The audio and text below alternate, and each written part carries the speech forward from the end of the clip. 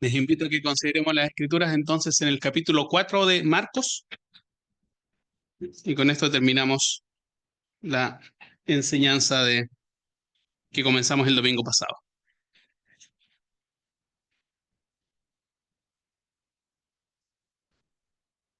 Vamos a volver a considerar esta parábola clásica del Señor, probablemente por muchos leída, aprendida, hasta cantada, tenemos un corito, pero en general la desestimamos como si fuese una buena metáfora sobre la salvación, sobre los inconversos, como si eso no nos afectara una vez que somos cristianos. Y lo que quiero remarcar acá es que esta parábola habla a corazones que pueden ser cristianos. Esto tiene que ver con la pregunta de fondo que formula el Señor Jesús: ¿por qué parece que después de tanta exposición a la predicación, a la palabra, nuestros corazones no dan el fruto esperado? Eso tiene que interpelarnos, hermanas y hermanos, no tiene que ver con creyentes, no creyentes, con conversos e inconversos. Tiene que ver por qué, después de que usted ha escuchado desde décadas, años, meses, semanas la palabra, parece que ésta no hace ningún tipo de efecto en su corazón. Esa es la cuestión que quiero que leamos acá en Marcos capítulo 4. Volvemos a leer. Dice así: otra vez comenzó Jesús a enseñar junto al mar y se reunió alrededor de él mucha gente, tanto que entrando en una barca se sentó en ella en el mar, y toda la gente estaba en tierra junto al mar. Y les enseñaba por parábolas muchas cosas, y les decía en su doctrina: oíd. Me gusta como lo dice la NBI, dice: pongan atención. Si yo tuviera que remarcar algo, es: pongan atención, escuche con atención. Oíd. Y aquí el sembrador salió a sembrar, y al sembrar aconteció que una parte cayó junto al camino, y vinieron las aves del cielo y la comieron. Y otra parte cayó en pedregales, donde no tenía mucha tierra, y brotó pronto, porque no tenía profundidad de raíz. Pero salido el sol, se quemó, y porque no tenía raíz, se secó. Y otra parte cayó entre espinos, y los espinos crecieron, y la ahogaron, y no dio fruto. Pero otra parte cayó en buena tierra y dio fruto, pues brotó y creció y produjo a 30, a 60 y a 100 por uno. Entonces le dijo: el que tenga oídos para oír, oiga. Esa es la. Si se fijan en la estructura de la parábola, parte con pongan atención y termina: el que tenga oídos para oír, oiga. Preste atención, no se distraiga. Después los discípulos. Nosotros sin la explicación habríamos quedado tan en blanco como los discípulos. Nosotros no somos ni más inteligentes ni más agudos espiritualmente. Habríamos, ¿de qué trata esto? Entonces los discípulos, que han escuchado con atención, dicen: Señor, explícanos la parábola porque no la entendemos. Necesitamos que tú nos las aclares. Y entonces viene acá la explicación del versículo 13. Y les dijo: ¿no sabéis esta parábola? ¿Cómo pues entenderéis todas las parábolas? El sembrador es el que siembra la palabra. Y estos son los de junto al camino, en quienes se siembra la palabra, pero después de que la oyen, enseguida viene Satanás y quita la palabra que se sembró en sus corazones. Estos son asimismo los que fueron sembrados en pedregales, los que cuando han oído la palabra, al momento la reciben con gozo, pero no tienen raíz en sí, sino que son de corta duración, porque cuando viene la tribulación o la persecución por causa de la palabra, luego tropiezan. Y estos son los de los espinos, que es la porción que nos interesa considerar en esta mañana, así que ponga atención a esta explicación.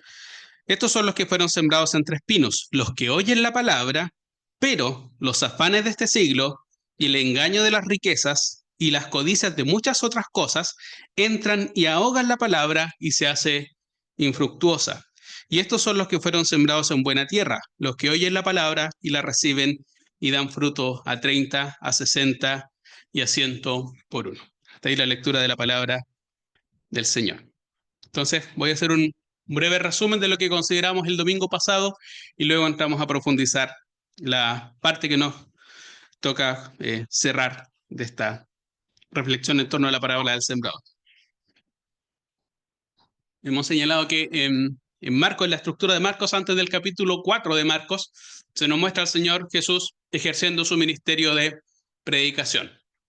Y tiene un éxito notable, formidable, uno podría decir, si solo se fijara en los números. Parte y comienzan a llegar las personas, comienzan a llegar de muchas regiones, se movilizan al desierto para escuchar.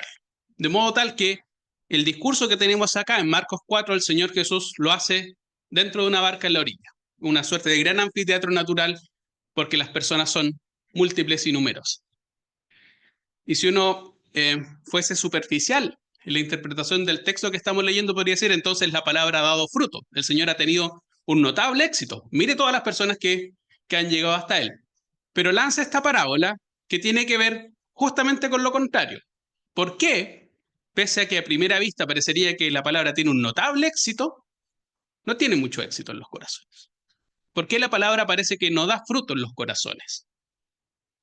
Y hemos dicho que la explicación que da el Señor, nada de eso tiene que ver con lo que uno estimaría si uno fuese un agricultor o jugara a ser agricultor como algunos de nosotros, esgrimiría como razón para entender por qué la semilla no da el fruto esperado. Por lo pronto, lo habíamos dicho, el tema no es la semilla. La semilla no es la que tenga la culpa, no es una mala semilla. Tampoco es la cantidad de semilla. Pero un mezquino, entonces usted debió haberle puesto más semilla, entonces habría esperado más fruto. Habíamos dicho que incluso más central, ni siquiera se trata del sembrador. El Señor Jesús dice, la semilla no da fruto, no por un tema de semilla, no por cantidad de semilla, ni siquiera por quien siembra la semilla, no es por el sembrador. No es por... y acá estamos pensando en el Señor Jesús como sembrador. Nadie podría decir es que el Señor Jesús lo hizo mal, pues lo hizo pésimo. El peor enseñador de... No, no tiene que ver ni siquiera con quien siembra la semilla. Ni siquiera tiene que ver con la estrategia de quien siembra la semilla, que haya escogido a priori terrenos malos donde sabía que esa semilla no iba a germinar. ¿Cómo se le ocurre tirar semilla o desperdiciar semilla en pedregales o en tierra dura? Porque derechamente no preparó el terreno y lo puso en el mejor terreno posible, lleno de fertilizantes, y así se habría asegurado una cosecha. La mente más pragmática de uno habría dicho, esa es la razón. El Señor Jesús dice, no, ninguna de esas son las razones por las cuales la semilla no da fruto. La semilla no da fruto, y el Señor Jesús lo ha explicado, por dos razones y solo dos razones. La primera, es la que consideramos, es por una activa oposición de fuerzas del mal, por una activa oposición de Satanás, el diablo, el maligno. Así aparece tanto en Mateo, Marcos y Lucas, que son quienes narran la semilla. Es decir, si hay alguien que está particularmente interesado en que su venida a este lugar y su exposición al mensaje le entre por un oído y le salga por el otro, es Satanás. El sembrador siembra, pero frente a fuerzas que activamente compiten y están dispuestas a evitar que usted recepcione, que la semilla llegue a su corazón.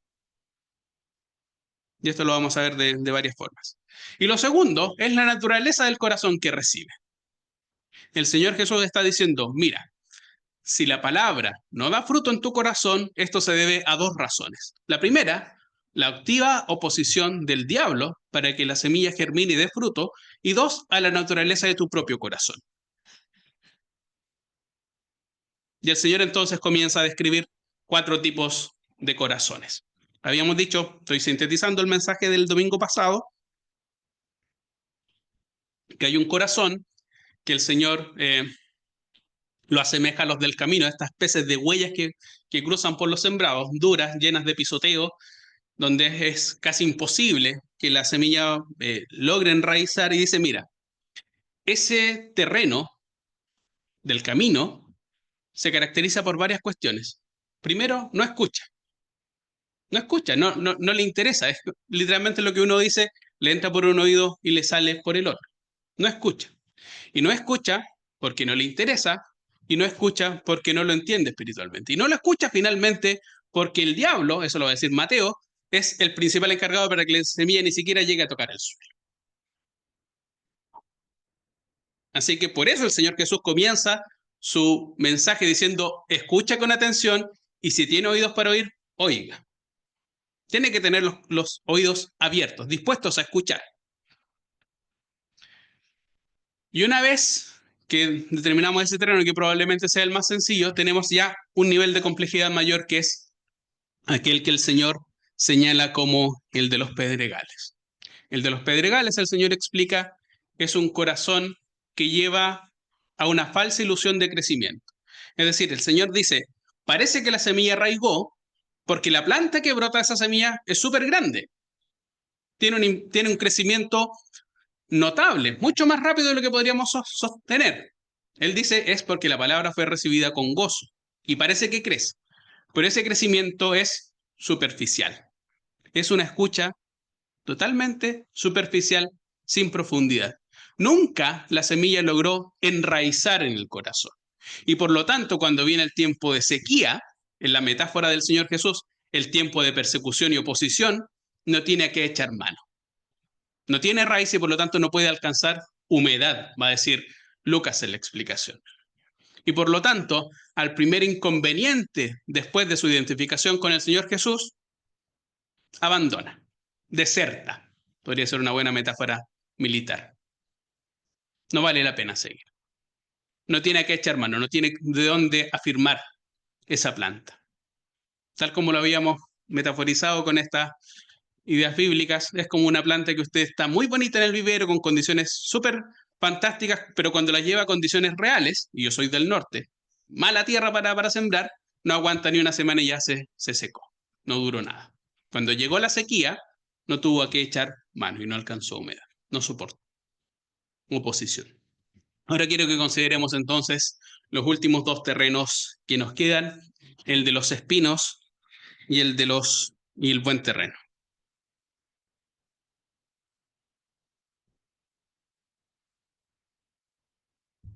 Si lo que caracterizaba al corazón de los pedregales es una forma de escuchar y de relacionarse con la palabra del Señor sin profundidad, totalmente superficial, lo que caracteriza al corazón de los espinos es lo siguiente: un corazón que escucha sin prioridad. Esto es lo siguiente. En el primer caso, la semilla no produce el efecto deseado por oposición. Hay fuerzas que usted quiere identificarse con Dios, quiere seguir cierto camino y el enemigo se opone, va en dirección opuesta. Y el resultado es una vida sin fruto. Acá la estrategia es totalmente distinta. No se trata de oposición, sino más bien de seducción. Pero el resultado es el mismo, una vida sin fruto. Ese fruto ya no llega esa vida ya no fructifica en términos espirituales, no por oposición, no porque usted quiera identificarse con Dios o con Cristo y el mundo se lo oponga, se le vaya encima. Acá es que sencillamente no hay oposición, sino más bien seducción. Y el resultado va a ser el mismo. Y por lo tanto, esto va a ser probablemente el terreno más habitual en los tiempos que corren, sobre todo en una sociedad como la chilena y las sociedades occidentales. ¿Por qué digo esto? Leamos entonces. Dice el versículo 7. Otra parte cayó entre espinos y los espinos crecieron. En los pedregales lo que crece con notable celeridad es la planta. Acá lo único que se dice que crece son los espinos, aquellas cosas que rodean, que ya estaban en el terreno. Otra parte cayó entre espinos y los espinos fueron los que crecieron y la ahogaron y no dio fruto. Y la explicación probablemente la más notable, ahí está en el versículo 18. Estos son los que fueron sembrados entre espinos, los que oyen la palabra, pero los afanes de este siglo, el engaño de las riquezas y las codicias de otras cosas entran y ahogan la palabra y se hace infructuosa. No hay oposición, pero el resultado es el mismo. La palabra se vuelve infructuosa. Y quiero que entendamos lo siguiente. El Señor dice en la narración de la parábola que la planta no crece, lo que crece son los espinos. Y crecen tanto que terminan ahogando la planta. No sé si alguno de ustedes tiene algún jardín o se las da de jardinero o ha cultivado algo. Yo me las doy de jardinero. Pero la primera lección que aprende un jardinero es que usted no tiene que hacer nada para que crezca la maleza. Uno no abona la maleza, uno no riega la maleza, uno no... Sencillamente absténgase, tome palco, espera unas semanas y va a ver cómo las malezas van a abundar y se van a comer las plantas bonitas. Usted quiere tener flores bonitas, fruto bonito, eso no tiene que tomar pal, tiene que esforzarse, tiene que trabajar. La maleza no requiere trabajo. Es lo que brota naturalmente del terreno. Lo que está diciendo acá el Señor Jesús es que en nuestro corazón brotan los espinos y crecen con una naturalidad y con una celeridad y con una facilidad notable, tal como crece la maleza. No es que nuestro corazón sea un terreno bueno donde solo brote fruto y no exista la maleza. Nuestro corazón produce maleza. De hecho, la maleza es la norma, es la regla. El fruto es la anomalía. Tal como si usted se esmera por tener pastito, por tener unas flores bonitas, lo primero que va a constatar es que la maleza crece. Sin ningún tipo de cuidado crece y crece mucho. Son las flores, son las cosas bonitas las que requieren trabajo y esfuerzo. Nuestro corazón asimismo produce maleza y produce maleza naturalmente, porque la Escritura va a decir de tapa a tapa que su corazón está corrompido. El pecado no es una anomalía en su corazón, que su corazón se deje llevar por cosas que no son Cristo ni el mensaje de Cristo, no es es una anomalía. Su corazón naturalmente se va a dejar llevar y seducir y encaminar por cualquier otra cosa que no sea el Señor Jesús, Dios, la palabra. La condición de nuestro corazón es así. Brota maleza, no brota fruto. Y por lo tanto, no requiere hacer ningún tipo de esfuerzo, sino dejar el corazón guiarse por sus propios impulsos y usted va a tener de manera muy predecible un corazón lleno de malezas sin ningún tipo de fruto. Ese es el corazón que está describiendo acá entonces el Señor Jesús a propósito de este corazón lleno de espinos que crecen muy rápidamente y ahogan la semilla. Y esto tiene que ver con una cuestión que me decía un hermano comentando la exposición del domingo pasado. A veces nosotros nos cuesta o es extremadamente difícil siquiera imaginar una oposición a la identificación con Cristo como la que se describe respecto al terreno de los pedregales. Yo nunca he sido despedido, ni linchado, ni denigrado públicamente por ser identificado como cristiano. Eso pasa en otras latitudes, eso pasaba en otros tiempos, pero cuesta en nuestros tiempos identificarse con ese tipo de desafío. Parece que lo más habitual es este terreno, el terreno de los espinos. Pero si se fija, el resultado de ambas estrategias del maligno es el mismo. El diablo moviliza todas sus estrategias, pero para lograr el mismo resultado. En el primer caso, lo que funciona es la oposición. Y con la oposición, las personas tropiezan, desertan y abandonan y tienen una vida espiritualmente infructuosa. La estrategia de acá, de Satanás, se describe como seducir y engañar, con otras cosas distintas, pero el resultado va a ser exactamente el mismo. Sin oposición, sin un clima o una cultura que se opone abiertamente y usted es perseguido por identificarse con Cristo, el resultado va a ser exactamente el mismo. Una vida sin ningún tipo de fruto espiritual. Y eso me parece que es lo más habitual y es el tipo de terreno con el cual tenemos que lidiar de manera mucho más frecuente en nuestros días. Ahora, lo que es interesante es que nuestros corazones son seducidos, va a explicar acá el Señor, por puras cosas que a primera vista parecen ser legítimas. Ni siquiera es algo, el Señor nos está diciendo, el corazón es engañado, los espinos son la peor clase de vicios. Es que usted apueste, se emborrache, no está describiendo ni un largo catálogo de vicios ni de los peores pecados o los pecados que tengan peor reputación posible. Son puras cosas que de buenas a primeras todos nosotros estamos seducidos e impulsados para alcanzar. Eso es lo que hace particularmente difícil desarraigar ese tipo de maleza. Vamos con la primera. Estos son los que fueron sembrados entre espinos, los que oyen la palabra. Verso 19. Pero los afanes de este siglo. Lucas después va a incluir otra dimensión, pero quiero ir explicando punto por punto para que entendamos por qué es tan difícil y por qué nuestros corazones pueden fácilmente identificarse con este tipo de terreno. Los afanes de este siglo. La palabra afán acá es súper importante pero tiene que ver con una mente fragmentada, una mente dividida. Una mente compartimentada entre varios intereses, varias cosas que se disputan la primacía de la atención. Nuestro siglo lo que hace, va a decir el Señor Jesús acá, es que uno de los espinos es tener una mente fragmentada y dividida por cosas que van compitiendo por la exclusividad de la atención o la primacía de algo. Se trata de un corazón sin jerarquías. Todas las cosas son importantes, tan igualmente importantes que en el momento decisivo yo no sé qué elegir. Porque todas las cosas se disputan la economía de mi atención. Tirada en diferentes, una mente que va de aquí para allá y que no para nunca de ir de aquí para allá, tironeada en distintas direcciones. Eso es lo que caracteriza la primera dimensión. Una mente dividida. Eso significan los afanes de este siglo. Que por la misma naturaleza del mundo contemporáneo, nuestra cabeza nunca puede estar únicamente pendiente de Dios, de su mensaje, del Señor Jesús.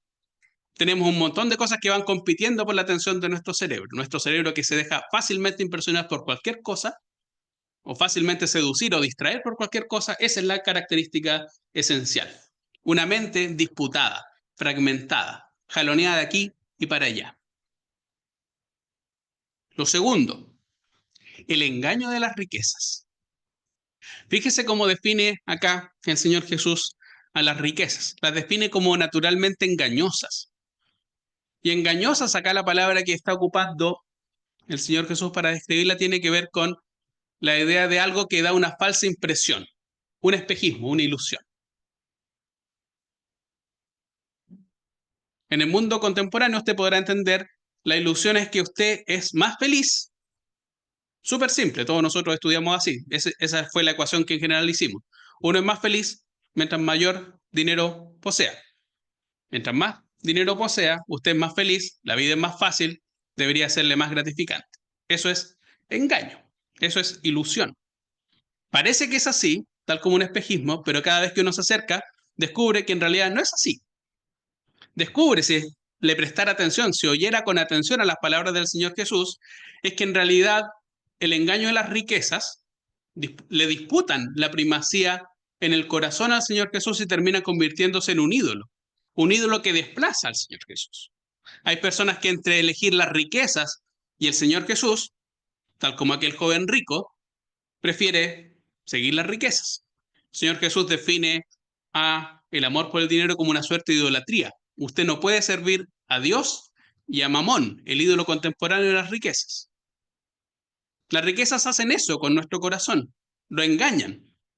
Nos engañan pensando que si tenemos un poquito más o si le añadimos un cero o rentabilizamos más nuestros fondos, seremos más felices, nuestra vida será más holgada, tendremos más tiempo para hacer las cosas que realmente importamos. Y eso el Señor Jesús acá lo define como un engaño. Es otra maleza que crece. Tu corazón tiene malezas que crecen. Una mente que no puede, no sabe identificar cuáles son las prioridades de la vida porque está jaloneada de un lugar para otro. Y un corazón prontamente seducido por las riquezas, que le hacen pensar engañosamente, y quiero remarcar la idea de engañosamente, que si usted más posee, luego es más feliz, tiene una vida más plena y puede entonces realmente, cuando tenga una cuenta corriente abultada, dedicarse en cuerpo y alma a las cosas que realmente le resultan gratificantes. Solamente para descubrir que eso nunca fue así porque fue una ilusión y un espejismo. La tercera cosa, las codicias de otras cosas, y van profundamente unidas. La codicia acá tiene que ver con fijar el deseo permanentemente en algo. Y eso es codiciar algo. Uno podría decir obsesionarse por tener algo. Y acá lo que está diciendo es que nuestro corazón es fácilmente codicioso de muchas otras cosas. De tener una mejor casa, un mejor auto, una mejor ropa, una mejor carrera, mejores cosas, más cosas, más cosas. Y nuestro deseo nuestro corazón naturalmente nos dice, nosotros no tenemos codicia de Dios. Si se fija, acá la codicia no es de Dios. No es que nuestro corazón naturalmente siente esa hambre, ese deseo de más de Dios y solo de Dios, solo la palabra. No, la codicia está desperdigada en muchas otras cosas que van compitiendo. Y nunca las cosas parece que son suficientes. Nunca son suficientes. Están como las riquezas, es la misma idea de ilusión de engaño, esta idea de que si yo tengo esto, entonces me daré por satisfecho y hasta ahí llega mi codicia. Siempre va a aparecer otra cosa. Siempre va a aparecer otra cosa. Y en esa espiral, usted va dejando crecer espinos y malezas. Quiero leer otra que no aparece en la versión de Marcos, pero sí aparece en la de Lucas, que es más notable aún y que nos va a hacer entender por qué la estrategia del diablo es muy distinta a la idea de oposición. En Lucas 8:15, va a decir lo siguiente. 8:14. La que cayó entre espinos, estos son los que oyen, pero yéndose, son ahogados por los afanes y las riquezas, y acá añade otra versión, los placeres de la vida. Si se fija, en el caso de los pedregales es la idea de oposición, hacerle la vida desagradable, hacerle la vida tan desagradable por identificarse con Cristo que usted va a terminar desertando y abandonando. Acá no se trata de tornarle la vida desagradable, bajo ninguna circunstancia, es de ahogarlo con cosas que a usted le resultan carnalmente placenteras. Es otra forma de dominación. Paréntesis. Hay una distopía, esto es, libros en los cuales los autores imaginan un futuro que es sombrío, y uno de ellos se llama Un mundo feliz. Y en un mundo feliz las personas son seducidas porque están saturadas de puro placer. Hay otra distopía, usted probablemente la ha escuchado, que se llama 1984. Ahí es un estado que controla todo. Todas están controladas por un ojo que todo lo ve. Es la persecución. Usted no puede sentir. Pero hay otra distopía donde en realidad nadie lo persigue. Al contrario, la forma de controlarlo es saturándolo de placer. Que usted esté ahogado de puras cosas que le dan satisfacción. De manera que ya no tenga ningún tipo de autonomía y sea fácilmente manejable o manipulable a propósito del placer. Y esto no es un libro cristiano, pero hasta una persona que no es cristiana puede darse cuenta cómo ahogarse en placer puede conducir a una vida totalmente mecánica, automática, robótica, sin ningún tipo de utilidad, sin ningún tipo de finalidad.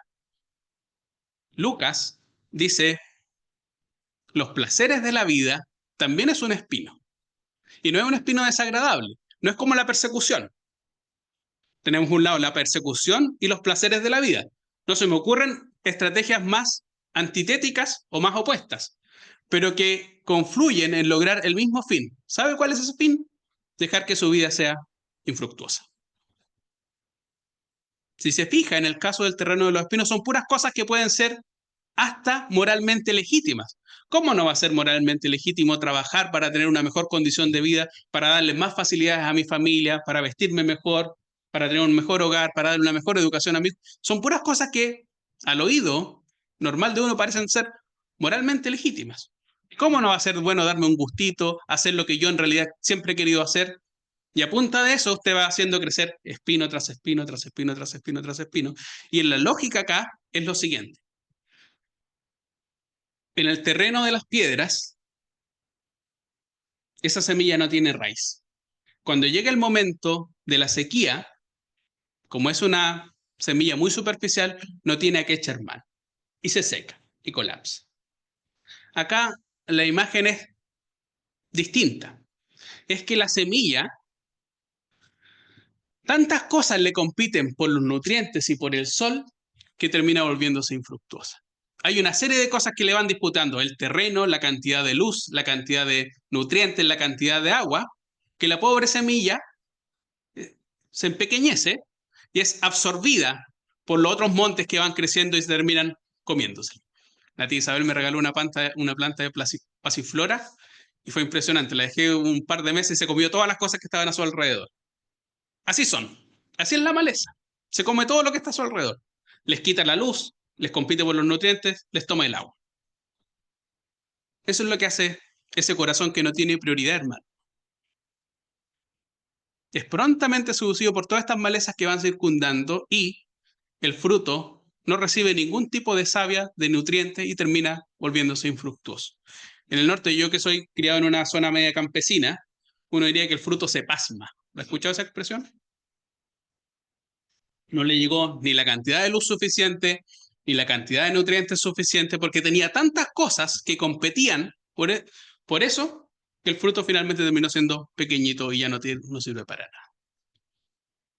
Eso es lo que brota naturalmente de nuestro corazón, hermanas y hermanos, amigos y amigos. Maleza.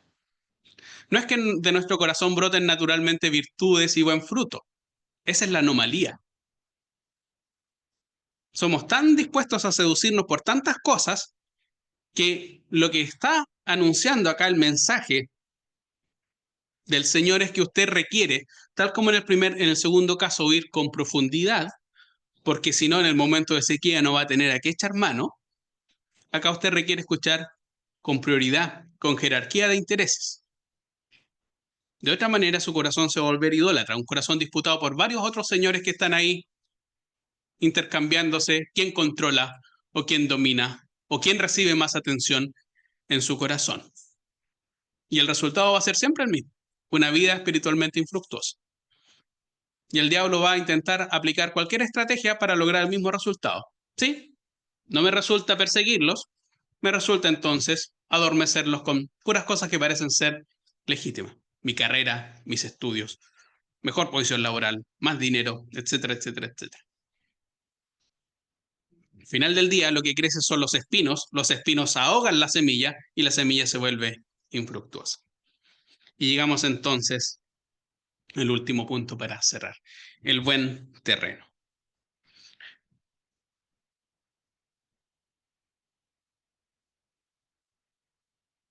El buen terreno dice, versículo 20, y estos son los que fueron sembrados en buena tierra, dice Marcos 4.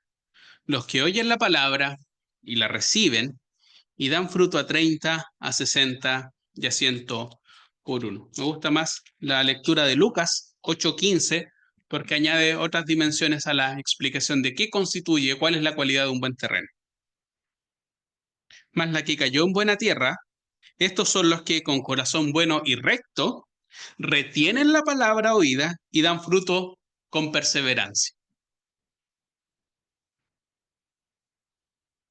Si lo que caracterizaba el terreno del camino, esta tierra dura, pisoneada, donde parece que ninguna semilla puede arraigar profundamente, esta idea de no escuchar o escuchar sin ningún tipo de atención, pensando en cualquier cosa, no escuchar porque en realidad no le interesa, porque no lo valora o porque no lo entiende en términos espirituales. Lo que caracteriza al corazón bueno son tres dimensiones a la luz de lo que explica Lucas. Un corazón bueno y recto y que tiene que ver con lo siguiente. Con un corazón, cuando dice recto, es un corazón sin ningún tipo de doblez o de doble intención. Es un corazón que es un genuino buscador. Y si no entiende, pregunta, como los discípulos. Todas las personas, una multitud de personas, recibió la parábola del sembrador, pero solo unos pocos se acercaron al Señor Jesús para pedirle una explicación de qué significa esto. Queremos que tú nos expliques, queremos entender. No van allá para escuchar al Señor porque les da morbo. Pilato escuchaba al Señor y lo escuchaba de buena gana. Perdón, Herodes. Y Herodes también escuchaba a Juan el Bautista de buena gana. Le interesaba mucho tenerlo, es como una especie de entretenimiento, de circo. Que venga Juan el Bautista, que me encanta escucharlo. Que venga Jesús, también me encanta escucharlo. Pero en el momento decisivo, ya sabemos cómo terminó Juan Bautista y cómo terminó el Señor Jesús hablándole a Herodes. Las personas se juntan a escuchar al Señor por miles de razones, pero solo pocas tienen un corazón sin doblez, es decir, un corazón genuino. Un corazón genuino que anhela escuchar al Señor. Una cualidad moral del Señor que quiere escuchar sinceramente, que escucha con sinceridad. No que escucha para que las personas vean que está escuchando, sino alguien que escucha con sinceridad porque genuinamente le interesa oír lo que el Señor les está declarando por medio de la palabra. Escuchen con atención. Corazón bueno es aquel justamente que escucha con atención. Y sabemos que escucha con atención por lo siguiente, porque después dice, retiene el oído. No solamente lo escucha, sino que lo retiene. Le da un lugar en su corazón. Esa semilla permanece ahí. No es arrebatada por Satanás, no cae, logra echar raíz. No es como el terreno de los pedregales donde parece que es superficial, pero a la primera dificultad se arrebata, sino que escucha de manera tal que y esta idea de retener el oído tiene que ver con lo siguiente, con aferrarse. Retener es aferrarse. Aferrarse a algo como si en eso se le fuera la vida. Se aferra a algo que es realmente importante. Es como si usted estuviera dando manotazos de ahogado y de repente le aparece un salvavidas. Vamos a ver cómo se aferra ese salvavidas. Se tiene que aferrar porque sabe que en eso se le va la vida. El buen terreno no solamente escucha sinceramente, sino que recibe y se aferra a esa semilla. El corazón con pedregales no se aferra, es una escucha puramente superficial. Nunca logró arraigar con profundidad. Lo que está definiendo acá el Señor Jesús es que el corazón, el buen terreno, retiene el oído, se agarra, se aferra profundamente a algo porque considera que es valioso. No lo suelta, no lo deja ir. No lo deja ir porque sabe que eso es valioso. Y por último, que da fruto, pero añade una condición, el Evangelio de Lucas, con perseverancia. Es decir, lo que caracterizaba el terreno con pedregales es lo siguiente: un crecimiento rápido, pero un decrecimiento igualmente rápido. La palabra creció, la planta creció súper rápido y súper grande, pero al mismo tiempo, así como creció con una inusitada rapidez, con la misma velocidad se desplomó y acabó. Lo que está definiendo acá la calidad del buen terreno es la permanencia de esa actitud del corazón a lo largo del tiempo. Da fruto con perseverancia. No da fruto porque quedó, perdónenme los que son más jóvenes, porque quedó hiperestimulado y arriba de su optimismo después del campamento. Entonces febrero es un mes fantástico porque están llenos sus corazones, llenos su entusiasmo, y entonces llega marzo, la triste y cruda y sombría y gris realidad de la vida más o menos adulta o adolescente, y comienza entonces la vida gris y monótona. Tiene que ver con eso, con permanencia en el tiempo, con permanencia en el tiempo. Y esta idea de perseverancia tiene que ver con lo siguiente, no solamente con una cualidad de sostenimiento en el tiempo, sino que sostenimiento frente a circunstancias adversas y difíciles. Es súper fácil dar fruto tal como lo... De hecho, algo de eso dijimos en la reunión del jueves pasado. Es súper fácil dar fruto cristiano y ser un buen cristiano al interior de estas cuatro paredes en la iglesia. Y es súper fácil o relativamente fácil ser un cristiano o un joven modélico al interior del campamento. Pero en condiciones reales, las condiciones que no son las del vivero, sino en el jardín normal, con adversidades, con plagas, con... Eso es lo que realmente denota la sinceridad de tu corazón. Perseverancia en el tiempo, pero en circunstancias adversas. En resumen, hermana, amigo y amigo. Tal como yo hablaba de esta idea del ecocardiograma, esta radiografía que uno se hace al corazón para detectar problemas, la parábola del sembrador nos impele, creo yo, a hacernos un ecocardiograma de por qué nuestro corazón, después de escuchar tanto tiempo, de tantas maneras, por distintos predicadores, con diferentes versiones de la Biblia, de diferentes temas, parece que no da el fruto deseado o anhelado por el Señor.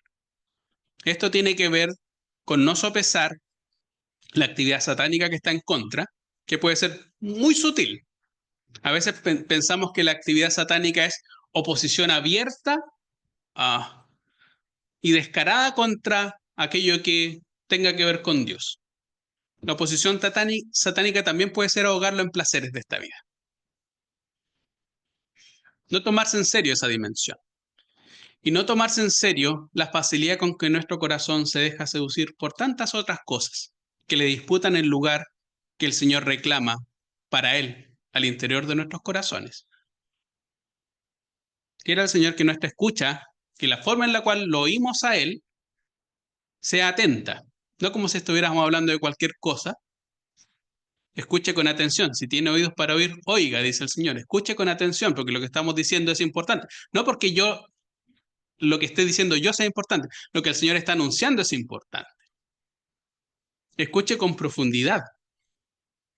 La palabra necesita enraizarse en su corazón, porque cuando venga la adversidad, su corazón va a necesitar echar mano de algo. Mi hermano Panchito me decía, mira, esto se parece a, como lo que dice Salmos, un árbol plantado frente a corrientes de agua. Así de arraigado, y que da fruto a su tiempo. Así esperaría el Señor que fuese como un sauce ahí al interior de un arroyo en el campo, fuertemente enraizado. Y Dios anhela también que nuestra escucha o que la forma en la cual lo escuchamos a Él sea con prioridad. Que entendamos que está Él y después están el resto de las cosas. No Dios como uno más entre tantas otras cosas que van parcelando nuestro corazón y dividiendo. Y por último, escuchemos con perseverancia. Que nuestra actitud de oír no sea puramente mientras estamos muy entusiasmados porque tuvimos una reunión muy importante como la que tuvieron nuestras hermanas ayer, o el campamento, o un ministerio sino que sea permanente en el tiempo. Esa es la cualidad de un buen terreno. Hermano, que el Señor entonces quiera que la semilla pueda dar fruto y que tengamos vidas que lo honren a Él con el fruto que Él desea. Oremos para terminar porque no van a llegar los chiquititos. Señor Dios bendito, Padre Santo, gracias te queremos dar por tu palabra, por cómo ella nos interpela, por cómo ella expone la naturaleza de nuestros corazones, tan inclinados al pecado, tan inclinados, Señor, a dejarse seducir por cualquier otra cosa que no seas tú. Ayuda a nuestros corazones, ayúdanos a cultivar aquellas virtudes, Señor, aquellos elementos que hacen que nuestros corazones sean buenos receptores de tu palabra para que ella pueda dar fruto, Señor. Ayúdanos en esto, danos atención en la exposición de tu palabra, ayúdanos a que nuestros corazones puedan estar fuertemente arraigados a ti, que la semilla pueda encontrar una raíz profunda, Señor, para que cuando llegue la adversidad podamos estar fuertes, Señor, fuertemente arraigados, no en nuestras fuerzas, sino en ti. Ayúdanos, Señor, a que tú brilles en medio de nuestros corazones como el Señor y no como uno más al interior de las cosas que compiten por nuestra atención. Guarda las familias que están aquí representadas. Bendice la exposición de la palabra en los más pequeñitos, Señor, en los jóvenes. Ayúdanos a poder tener una buena semana, Señor, en la cual podamos honrarte con nuestros hechos, con nuestras palabras y con nuestras actitudes. Guárdanos en todo y esto lo pedimos en el nombre del Señor Jesús. Amén.